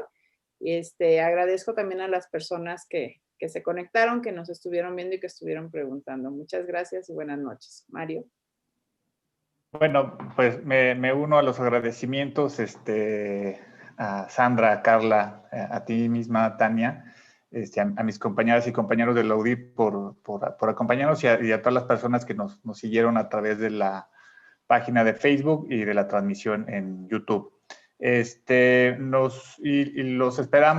esperamos el próximo 12 de abril, regresando de las vacaciones de Semana Santa para otra edición del Seminario Identidad, Cultura y Sociedad, un espacio desde la UDIR para imaginar nuevos mundos. En esa oportunidad, si todo se concreta, tendremos una sesión dedicada al trabajo doméstico y de cuidados, que además tiene que ver mucho con la película, digo, no se va a hablar sobre el agente topo, pero probablemente a lo mejor hay alguna referencia a ella. Bueno, nada, muchísimas gracias. Gracias a ustedes por invitarnos. Y pronto. Muchas gracias. El compromiso de las sombras para que la vean en línea. Muchas gracias. Cinépolis Click. Gracias. Gracias a todos. Gracias. Buenas noches. Felicidades. Chao. Gracias. Bye. Hasta luego. Chao.